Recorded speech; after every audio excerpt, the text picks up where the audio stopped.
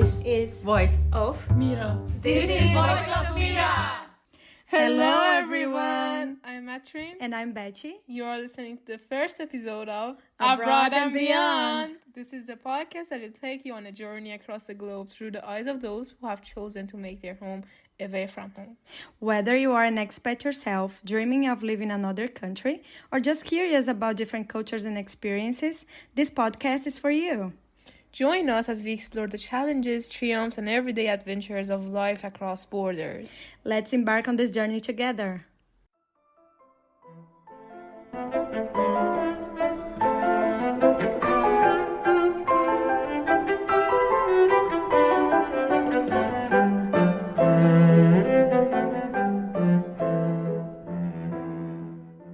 So, we are here to interview with people who are living abroad, who have chosen Hungary to live, but their real home is somewhere far away from Hungary, actually. And also, we are living in Hungary, that's why we are doing these interviews in Hungary. And the whole purpose is actually to get to know more people, adventures, and also challenges and experiences about living abroad. And you can get to know these people also, and you can just hear the different journeys and stories that they experienced over their life. And we get to meet these amazing people in a community center called Mira Has. It's here in Budapest and it's for foreigners.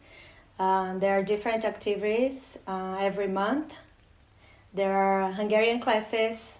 Also Japanese and German classes we have, like English many language classes, exactly. Yes. And if you want to teach a language, you're always the most welcome at the language clubs or the language classes also. Yes, there are intercultural nights where you get to know about other cultures. There are game nights, so it's like a place that you can actually feel welcome about living abroad, and you get to meet other people. You can actually feel home because the name has Mira Has, and Mira has Has means home, so you can feel home there. Yes.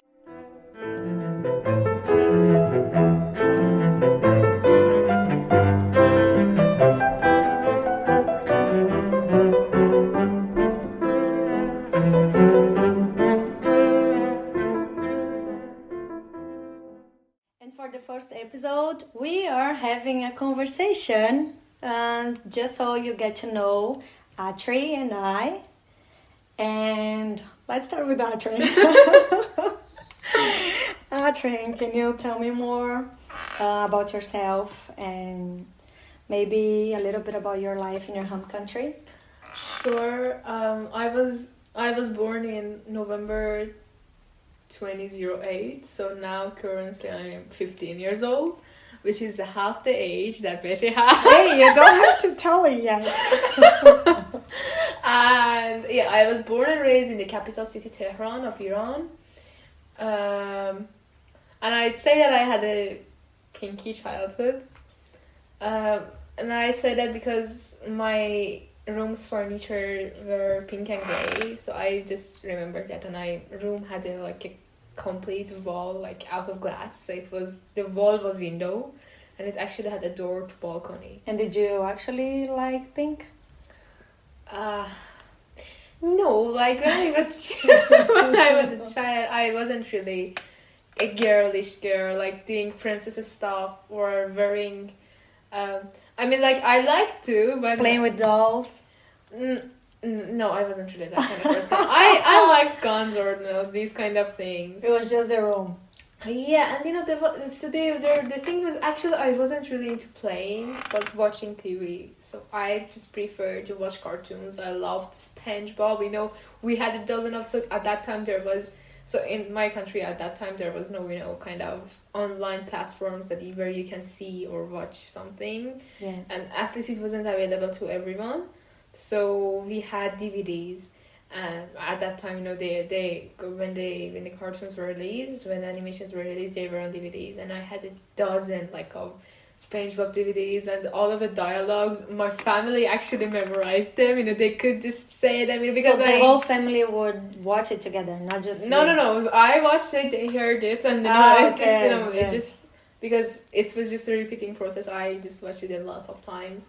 I don't remember many things from that, but I can say that, because now, especially at the schools, people, like the students from my age, like 15-year-old, are actually kind of, I'd say, pretending to be depressed or really depressed, I don't know, because of the traumatizing childhood that they had or something like that. So it's, it's a trend that if you say that you had a traumatizing childhood, then you are kind of different and, you need attention and, these kind of things. But I really don't say that I had a traumatizing childhood. You have good memories. Yeah, so like, I'd say that, like, I can also, I remember that we went to, so actually, like, in Iran, people are really into families. So every week, we had to visit our grandmother, grandfather, and when we went there, my uncle and my aunt were there. So I remember my uncle and aunt's marriage also. Like, before their marriage, it's usually that before the marriage, people live with their parents. And it doesn't matter. Yes, in Brazil it's the same. Yeah. Also about the family living together with, like, our parents. It's usually, because it's a very religious country, I would say it's like you stay with your parents until you get married, and then you go and live with that person, but just after marriage. Yeah. Right? So there are some cases, for example, my mother, she went to university at a different city.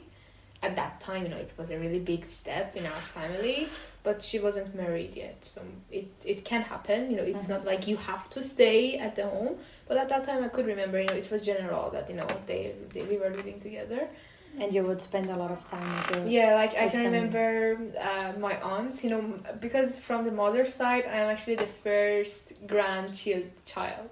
And the first one is always different and very, everyone loves this. And the second one is actually my uncle's son, who is 9 years younger than me. So for 9 years, I was the queen. But now you have to be the responsible one. Right? Yeah, because you're everyone's in, there was actually, like, I can play piano, and because I can play piano, my uncle's son, like my cousin, also wanted to play piano, and everyone's just eyes is on me. Yeah, and then my grandfather calls me Omide Payende, which means like this strong and continuous hope of the family, or this that's is pretty. Yeah. And then I can remember my aunt, and we just watched TV together, and everything was, I won't say awesome, but it was good. I liked it, and I'm smiling. You don't see my face, but yeah. Yes. And from the father's side, I am the third grandchild, but we were actually living with with my grandfathers, like from the father's side. So we were on the second floor. My grandfather was in the first floor. So I actually had a good relationship with him. Yes. I don't remember many things because he passed away when I was 8. But my just mother says that the only thing that I remember that I liked about the dolls was actually using diapers for them. Your diapers? Did you put a? Yes, I did. And my grandfather, like my father's grandfather, was always doing it with me. So very many kind of things. Or we just used to make some tents and these kind of stuff. I don't remember them, but my mom just explains that, these memories. And yeah, everything was kind of like this. Pinkish. And I also had my mother was strict for educational purposes, so she really cared about my studies. My father was always the chill parent. My mother was always the one who was actually just asking that, did you do that, did you do this? But my father just didn't care about like literally anything. Was he like just the provider, kind of? Yeah. Yeah, I would say we have a lot in common then. Yeah. And I actually had a better relationship with my father than my mother because, I could really trust him. He was the cool... Yeah, it was a cool thing. Yeah, he was really, yeah.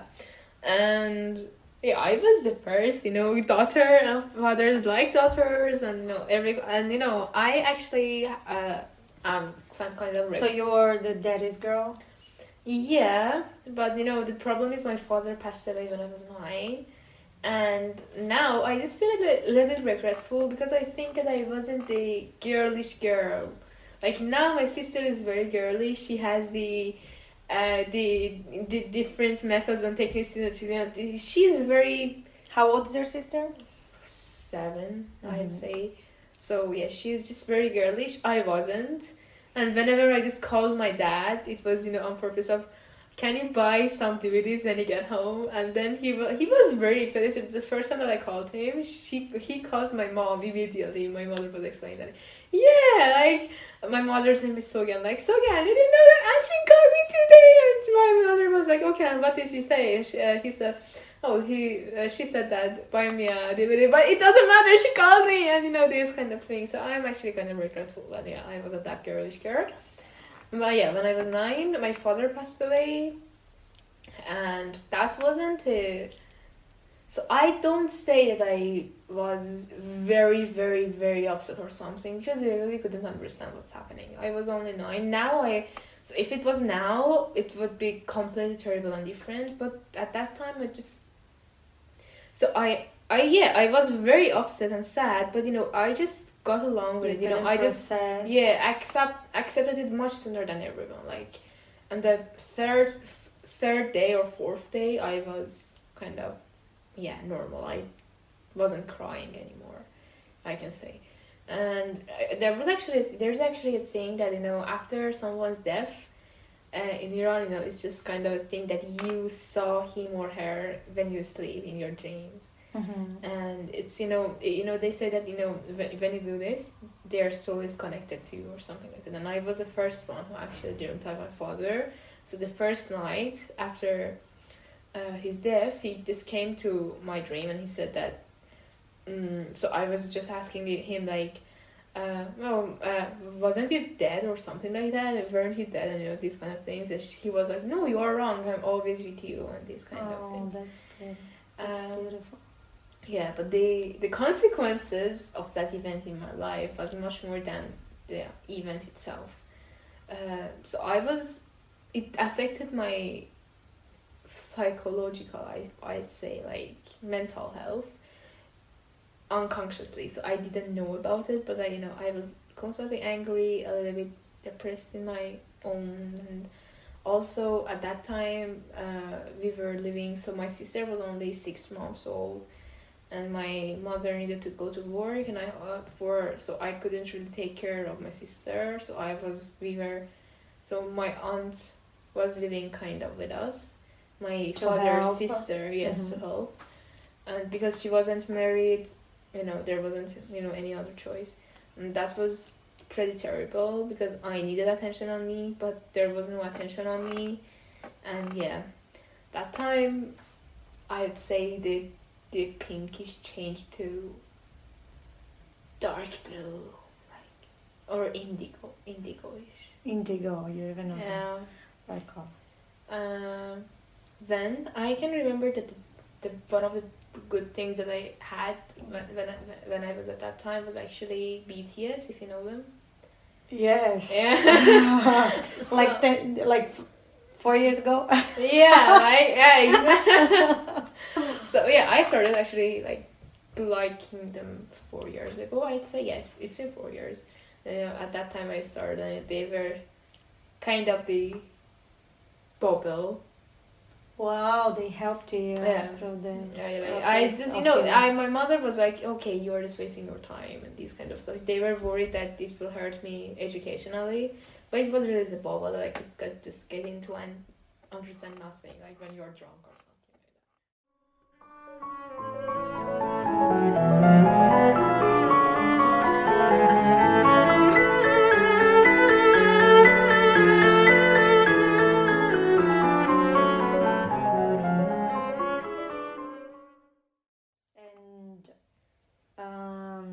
Is that the reason you actually moved to Budapest? No, actually, we after 2 years, we changed our home. We got separated from our aunt, and then I had the attention that I wanted on me, and we were living. But your mom was still working. Yeah, but she just got home at 4 o'clock, so it wasn't a lot of working. And I was also going to school, and I was at home at 2 o'clock, so it wasn't really that much difference. And 2 years later, or no, 3 years later, I got accepted to National Organization for Develop Exceptional Talents, which is a great school, like in Iran, like it was a great step. And I was studying for it like from the 4th grade, so it wasn't really an unusual thing for our family. So you're a geek. I'm a nerd. I'm a nerd, yes. Yes, I am really, like, yeah, I don't I am and I accept it. Yeah, I mean, that was a really big step in my life, because not educationally, but socially, I met many good people there. That they are. Thank you. I'm kidding. They are still my friends. Now even like in Hungary, I haven't really integrated with my classmates and schoolmates just yet. So I still have relationships with them. My friendships are strong, like from the 7th grade that I got accepted until now.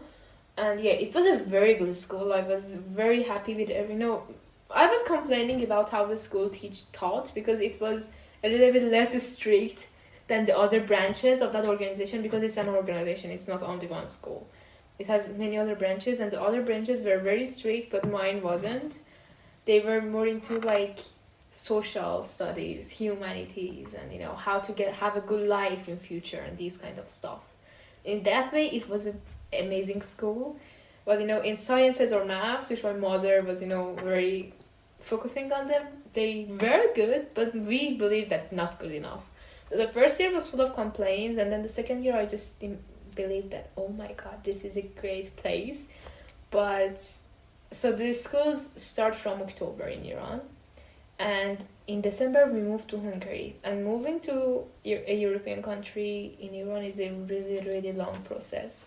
So you need to apply for a visa, because we cannot travel without visa, and the visa has many options that you are traveling with educational purpose, working, or these kind of things, like traveling, job seeking, these kind of stuff. And we moved by student visa, so I got a student visa, my sister got a student visa, and my mother came as a legal representative.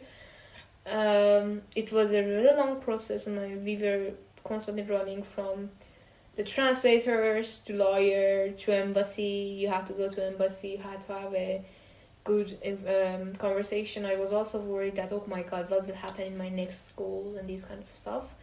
So that 3 months was back. It was 3 months? Yeah, we started the process actually from September, and our visa came in December. I would say it is a while if you think about waiting 3 months, but it's still kind of fast. Yeah, it was fast. Yeah. We were actually very, very... So for a visa process, I would say. Yes. So when our visa came, it was only 40 or 50 days that we actually went to embassy, and the usual is 60, 70, 80 days. Yeah, that's what I'm saying. We were lucky. Yeah. And yeah, so that era of my life is completely full of depression. Before that, in the summer, I really had before this September, the June, July, was amazing. I say it was like a rainbow. It was, I still feel that if I have that summer, I will be a really, really happy person, because that was, I think that time was a symbol of happiness for me. Everything was good. Iran, yes. Before coming here, the summer. Was it because you knew you were coming here and you had new opportunities? No. Because you were surrounded by family, friends? Yeah, the family, friends, and also there was a school. So for the good schools in Iran, they have a summer school also. So the whole thing is we have 3 months of school holiday, and then we have no holiday, no break, meanwhile the educational year. So we start school from October and we finish in June. And from June to October, there is like 3 months of. Is it like the camps and stuff that you No, have no. different activities? Camping is actually very unusual in Iran. We don't go camp. We don't go on camps. Like schools never. But in Iran, because it's very hot. It's very, very, very hot near to the line. Like I don't know the name of the line in English, but it's in the Middle East, so it's not really so much you can do in the summer because the sun is just killing you. So you will just stay at home. But I can remember that, I was constantly eating like cherries and watermelons and peaches, and there was like the volleyball. Yeah, and volleyball national league. I really like volleyball, so I used to watch that, and I just used to talk about the volleyball matches with the teammates that I had with the school team, because I was in the school team. And during so there is a break for the Persian New Year in April. It's 13 days, and that's the only break that we have. There are some holidays, like the death of some kind of, religious people or these kind of things, but that's the main thing in those 9 months that we go to school. And that in that 3 times, the good schools actually have the summer school, which they start the new year, like for 1 month and a half. And that 1 month and a half, I had a great class with great classmates. And oh my god, it was best time. Super, yes. And then, so when actually our visa came, I think on Tuesday. We got the flight on Thursday. So it was only like 2 days. We just, no one really, they were all shocked. But people knew you were going to travel. Yeah, so our close family knew, our distant family didn't, and also they didn't expect that we would just travel so fast, but we needed to, because it was near to the Christmas, and if we just waited, then we would just arrive when it was the Christmas break, and we couldn't rent a home because everything was closed. It would be harder. Yes. Yeah. So we needed to travel, and that's how I came to Hungary. And the whole purpose of moving to Hungary was actually me to study in Europe, because my family just believes that it just opens up new doors. Yeah. Because in Iran, it doesn't matter how much really you study. The people are studying insanely hard. I'd say in Iran, at even normal schools, there is an end of the year exam, at 12th grade. They have the end of the year exams, then they have another exam which is only the multiple choice question. We call it concours, and it's very stressful. It's around 6 hours, and it's for the university in France. So all of the students at that time are ranked, and by your ranking you can get into good universities. And people study 12 hours a day for that test, or even there are some people who are actually studying 16 hours a day. That's terrible. And even though with that, because of the corruption or many things, they may not achieve their goals. And even if they do, the best university is University of Tehran in Iran, which has a 600th rank of the world. And if you study that much in Europe, then you can get into University of Amsterdam, I'd say, or even Oxford, and they are the second or the 20th best universities in the world. Opportunities. Yes. So that's why I leave. But still, I would say your mom was very brave, because leaving everything behind. Everyone tells and that. 2 kids. 2 kids alone, coming here alone. Yes, exactly. It was a really, really huge step.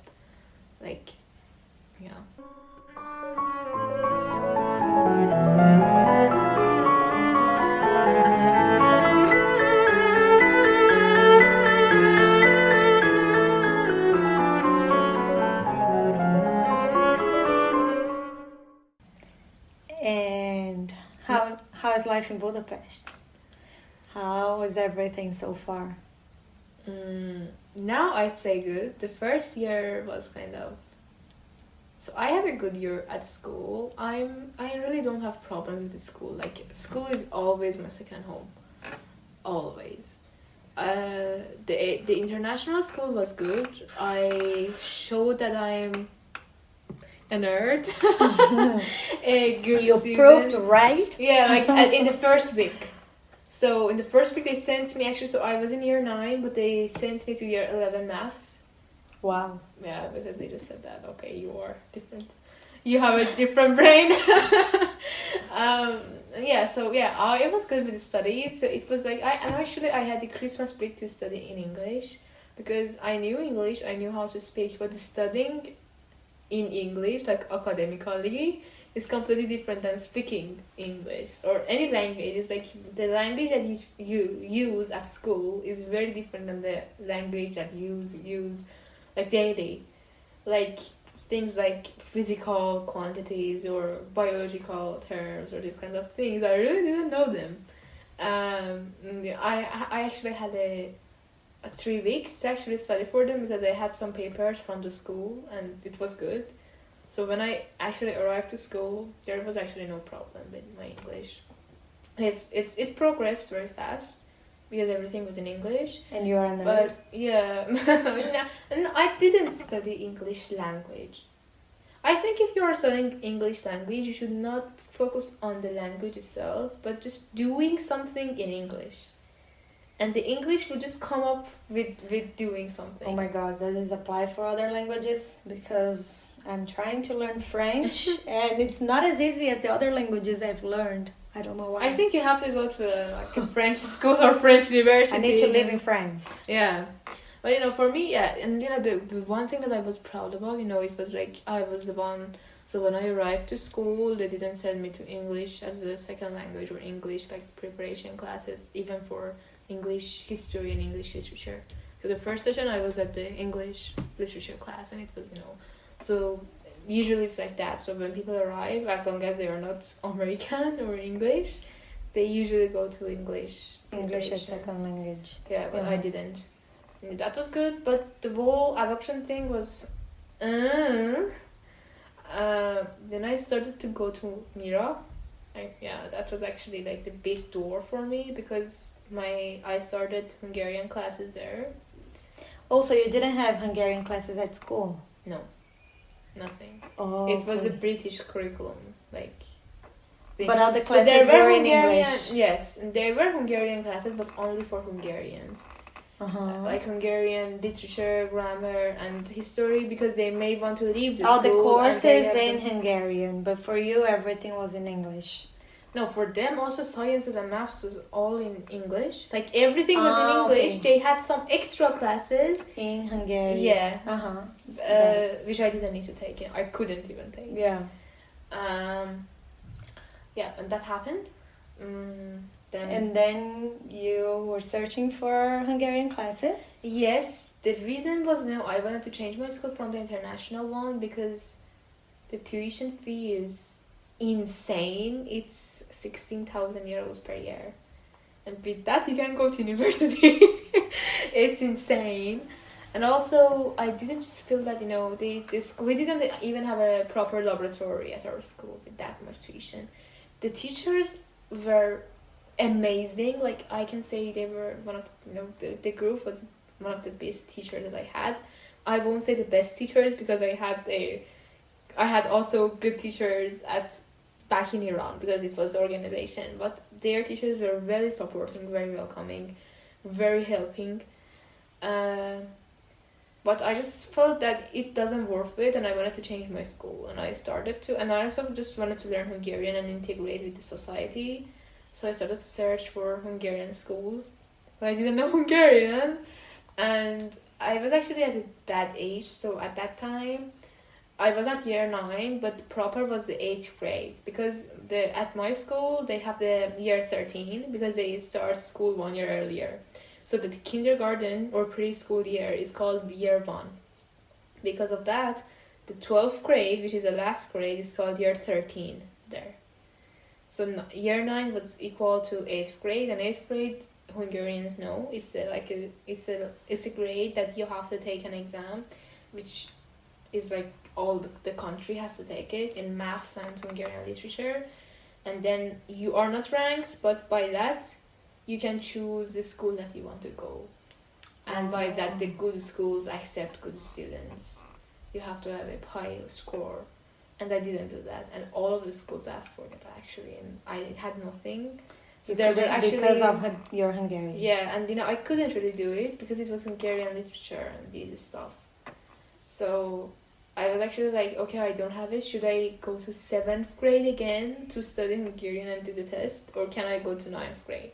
And all of the elementary schools told me that no, you are too big to come to 7th grade. And there were very, very few schools who actually accepted without that test. And I asked for different organizations to help me. One of the schools, I just told them that, okay, if you cannot accept me, it was an elementary school, can you just introduce me where I can learn learn Hungarian? They introduced Mira. I sent an email to Mira in June, I think, and they actually answered in September that we found a new teacher. Her name is Gabi, and she will teach you. When was it? June? September. Last year? Last year, yes. Oh, okay. Like 2 weeks or 3 weeks before Louisa Festival. Okay. Louisa Festival, it's where we met, actually. It's actually where we met, yeah. It's a festival that Mira has every year to celebrate its anniversary, yes. And because they are in Luisa Utsa, here in Budapest, that's the name of the festival. Yes. And then you went there for Hungarian classes. And then I became friends with my teacher Gabi because she was very welcoming and she was also learning Persian, which is my mother tongue, so we could really connect. At that time I had also a classmate, but afterwards he just left Hungary, so it was like a tutoring class with Gabi. It was only her and me, and it's still the same. So so she has only one student and it's me. So you can learn faster. Yeah, I don't say it has like a effect on learning faster, but also like more integration into other things, because Gabi is not only a teacher but she's also a friend. So she told me that if you need any like help as a translator or something at school, you can just call me, I will be there, and these kind of stuff. She's very nice. She's one of the best persons that I've met, and actually she gave me the Lisa Prince book in Hungarian, and also a certificate of me learning Hungarian, and also a bumblebee which she crocheted. Oh, that's cute. For the end of the semester, like last week. I was very happy. I was like, oh my god!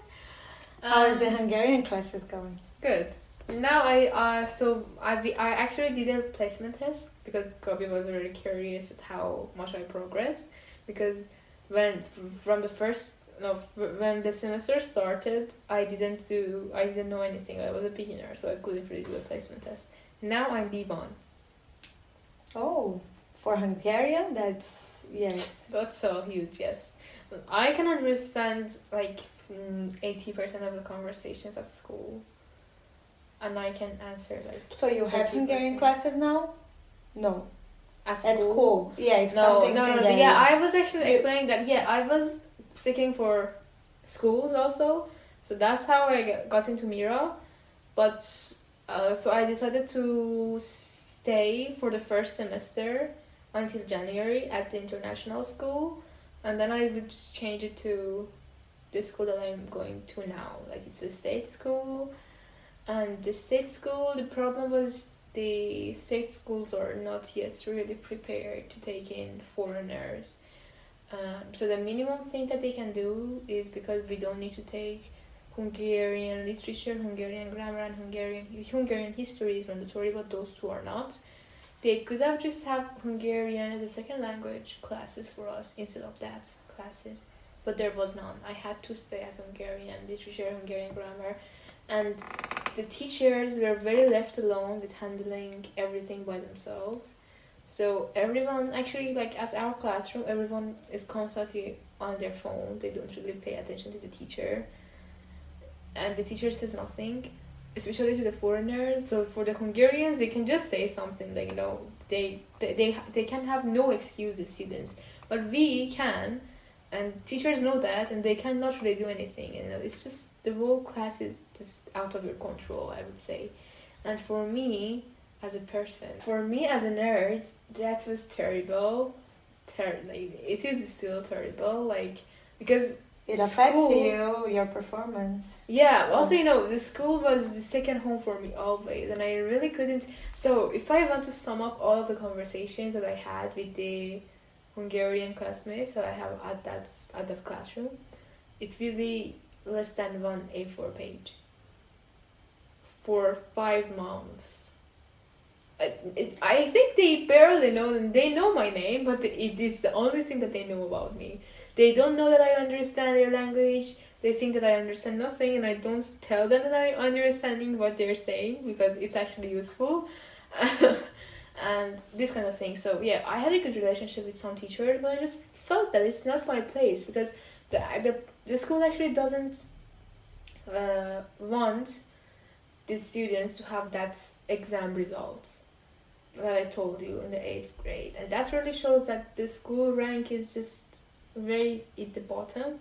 And as me, as a person who have always studied that not the first but the second at least, it was a really bad, and I'm actually very, very happy that 3 days later, like on Friday, it's the last day of school. I won't go to that school anymore. So at that time also I applied for another school, which is a good one. It's I think so. There are actually a few, like 3 or 4 schools which have this kind of preparation for Hungarian for foreigners For also. non-Hungarians, They have Hungarian as a foreign language instead of Hungarian literature, Hungarian grammar, and they help you with Hungarian history also. And all of the other subjects are taught in a course in the language that the course you choose. Like it's either for my school they have English, German, Russian. And I chose English. How did you find that school? I was just searching, and it was just there as a bilingual school, and I just sent an email to them. So the teacher was very welcoming, but they said that the deadline is over, so I have to apply next year, and I applied this year for the next year. I got accepted because that's nice. they have a like a kind of an entrance test, and. So what a journey to find school. To find a school, yes, it was tough. Just because you want to study. Yeah, in like basic... 2 year, in 1 year, no, it's 1 year and a half. I've changed 3 schools. Like from the National Organization for Developing Exceptional Talents, we call it SAMPOT. Like in Persian, it's سازمان پرورش استعدادهای درخشان. In short, SAMPOT. And then I went to international one. Then to the state one, and then I will go to the Kuroshi. The name is Kuroshi Chomachandar Gymnasium, and yeah, it was a tough thing.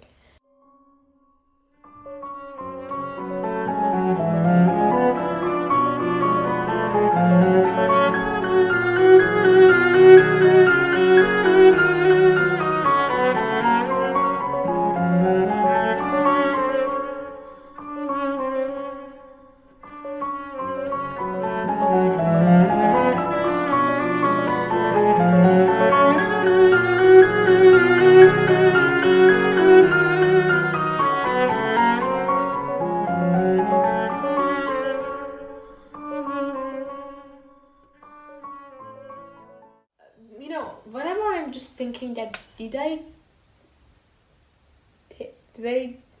chose a good decision? Like, did I have a good decision when I actually chose to go to a Hungarian state school? Because I suffered there a lot. So I skipped like many days of the school because I really couldn't. And still you could have good grades. Yes.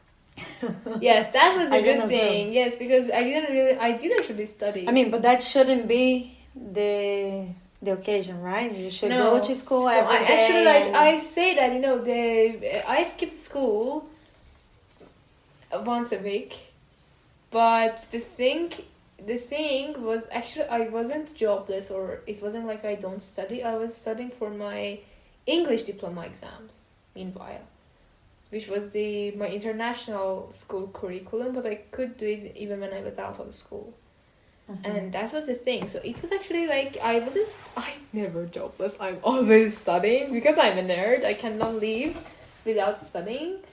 But I couldn't just, So that thing, like going to Hungarian school, I would say it improved my Hungarian as well, because I really was. Now, at that time, I was really into the society.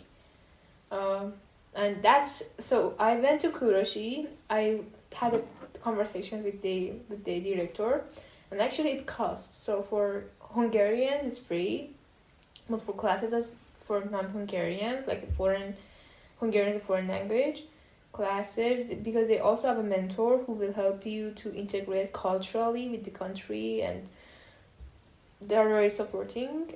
They cost actually, like for 3 years it costs 16,000 euros. Mm-hmm.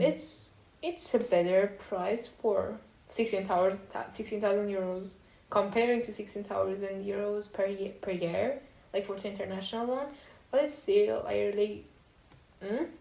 I wasn't happy with that, and I just told so I went into the director's room, and the director only knew Hungarian and German, and there was a girl who was translating Hungarian to English, and she didn't say anything when I was talking to the director, because I was talking in Hungarian. Everything. Wow. Like, can you introduce yourself? How long have you been learning Hungarian? How long have you been here, like, living? Did you come with your family? Just explain more things that I just said. So a whole introduction. I came with my mother. I have a sister who is younger than me. She's 6-year-old, and my father unfortunately passed away. In Hungarian, I said that. Or I said that tanulok magyarul, de nem beszélek olyan jól még. Like, it means that I'm learning Hungarian, but I don't speak pretty much yet. And yeah, this kind of things were, what are the characteristics about myself that I really like, and the characteristics that I don't like, these kind of things. And I also contacted with the teacher who is the head of the foreign students in Kuroshi, and we had a lot of, we sent emails, and she was really knowing that I'm a good student. So she actually told about me to the director, because the director told me that I heard that you are very talented and this kind of stuff. Now I'm seeing it with my eyes. Mm-hmm. And at the end, when I just told him that, so he went out. I will never forget this memory that he went out. He just asked for a minute, and when the interview was over, and he went out. And when he came back, meanwhile, when he was away, I was just saying to the translator that that's much money is just not for me. So can you just please tell him that I want something like a scholarship or something like that? And she was like, but it doesn't matter. You got accepted. No, you are the first one whom, the director just told her that welcome to Kuroshi. For the others, he just said that we will think, we will consider, yes. But she said welcome to Kuroshi, yes. And I was like, okay, but what about the money? That's an accomplishment, but I need more. And then when the director was back, the translator told me that, do you want me to translate it now? Then I said, yes, just do it now, because I want to really know what's happening. Yes. And when she said, I could actually understand what she's saying. And so the director said nem kell. Nem kell means it don't need. Mm-hmm. And I understood that I don't need to pay anything. And the director just told the translator, I didn't understand that, but the translator just told me later that the director just told him that when he was away, he actually went to tell the accountant and the teachers that I don't need to pay anything, and I got the scholarship. Wow, before that's a huge yes, that's wow, congratulations. That's a wow, thank you. So I just told it him, is a wow. Yeah, it is a wow. And the what is the interesting thing? It is actually Gobi's high school. Wow, one more wow. Wow. Yeah, I'm going to the Gobi. She helped you to... No, she didn't know when I got accepted to Kuroshi. No, I know, but yes. her classes and everything she helped you with. Yeah, exactly. It took you to the same, yes. So, wow, that's amazing. Before even I asked, he just gave me a scholarship, and I was like, oh my god, what should I do? I was very happy. And that was actually the reason why I didn't study that much Hungarian at my Hungarian school, because I knew that I won't stay, and I have to restudy 9th grade because there is no free place at 10th grade. So I need that even in the report card, it doesn't matter because it won't be my final 9th grade report card. I will have another one. So why should I pressure myself? I can study for more things. I can do more things. That's how.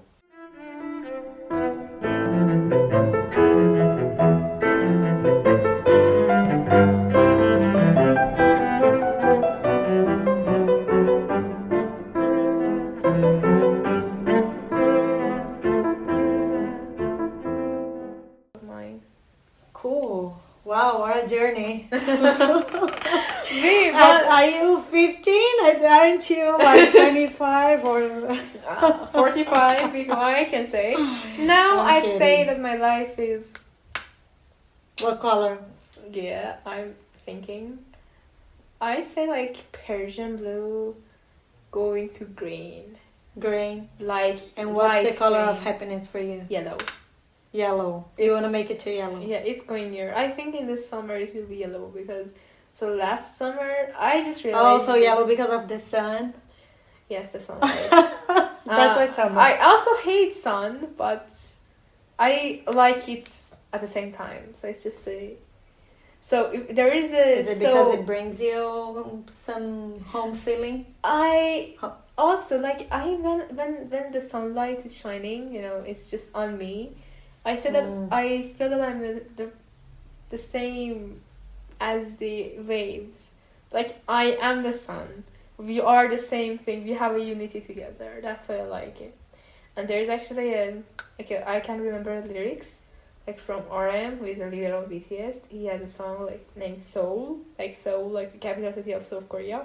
And there's a line which says that if the love and hate were the same words, I hate you, Seoul. The second line, if love and hate were the same words, I love you, Seoul. I hate you, Seoul. I love you, Seoul. And just repeats, and I can just feel the same about the sun. And the sunlight, yes. And the yellow, yes. And summer, I just realized that summer in Iran, you cannot really do anything. You have to just stay at home under the cooler, of course, and do in-home activities. But in Hungary, no, you have to go You out. go out to explore. And Yeah, there's- exactly. yes. Like, I think everything is green. So many and- options. Yes. Yes. And last summer was actually fun. This summer I'm planning to do much more fun. Like, because last summer I really didn't know that it would be that much fun. But this year I know. Go so for it, girl. I'm planning to spend like 20 hours out of 24 hours a day, and I only sleep for 4 hours.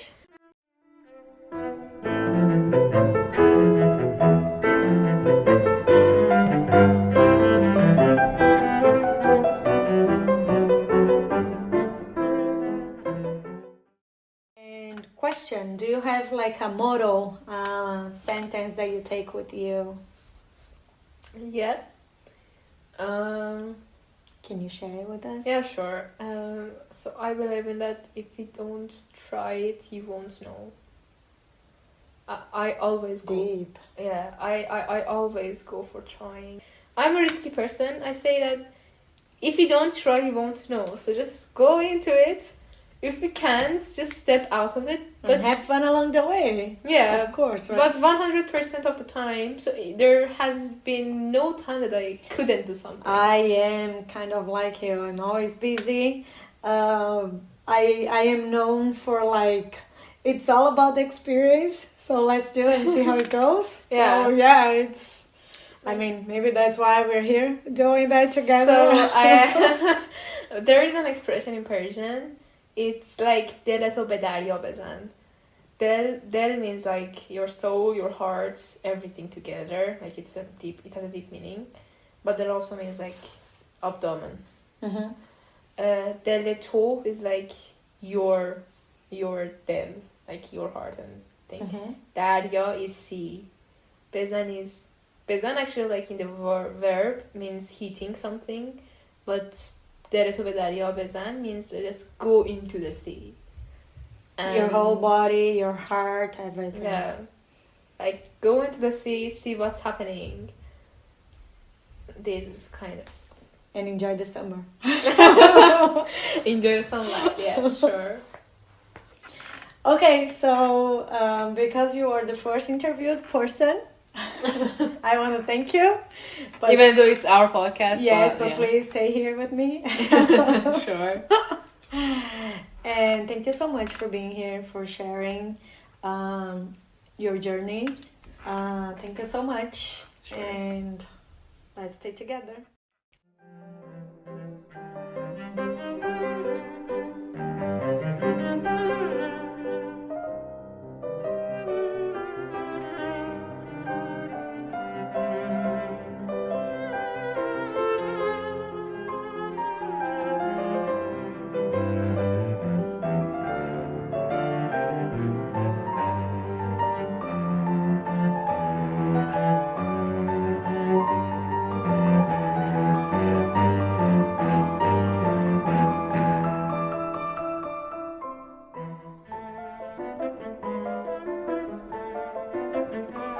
That's all for today's episode at Abroad and Beyond podcast. Thank you for joining us. Don't forget to subscribe and like it and leave us a comment if you like.